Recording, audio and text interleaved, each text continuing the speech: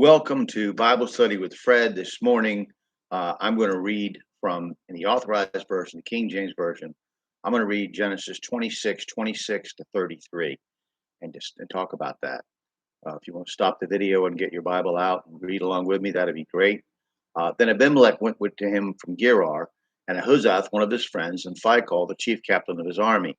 And Isaac said unto them, Wherefore come ye to me, seeing ye hate me, and have sent me away from you? And they said, We saw certainly that the Lord was with thee.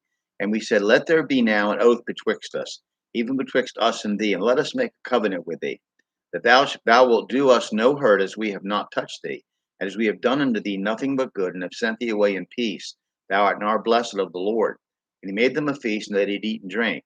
And they rose up at times in the morning, and sware one to another, and Isaac sent them away. They departed from him in peace.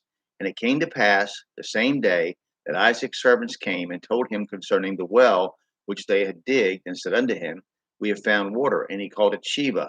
Therefore the name of the city is Beersheba unto this day. Abimelech brings some backup, a friend and the head of his army as witnesses. Earlier in the scene, when the king of the Philistines confronted Abraham and wanted an agreement between them, I had noted that Phichol may have been a title rather than the proper name of a person. Abimelech had ordered Isaac away from him, but realizing that God was definitely on his side, he thought he better do one more thing. Isaac is charged to make a similar agreement with the Philistines that his father was. See chapter 21-22 comments on that previous video. Or if you're looking at me on blogger.com, you can find my writing there. The cultural ritual that followed included a feast and a verbal agreement before parting the next day. God then blessed Isaac with a well, which they titled Sheba, which in the context one would think should have something to do with an oath made, as a blessing that came after that oath. Indeed, when you go to Strong's dictionary, that's what it means. God blessed Isaac with this well as a result of his making peace with his worldly enemies. Excuse me for the cat. Sorry. The mission is what is important, not Isaac's ego or his feeling offended.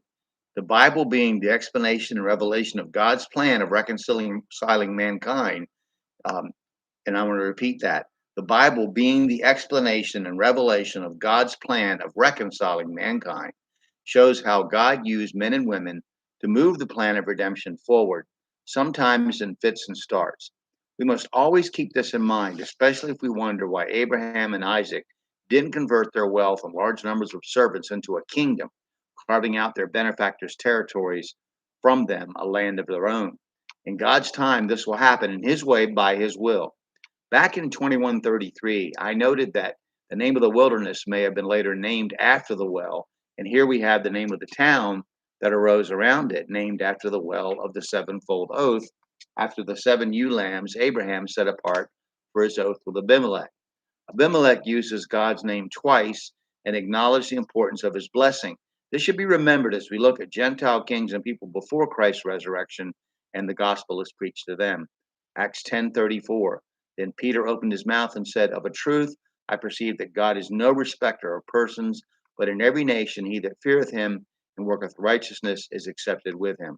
I'm going to stop there for today. I hope you get something out of this Bible study and it spurs you on at least to study your Bible and read it, cross-reference it, compare it verse to verse, Old and New Testament. Okay, thank you. Have a good day.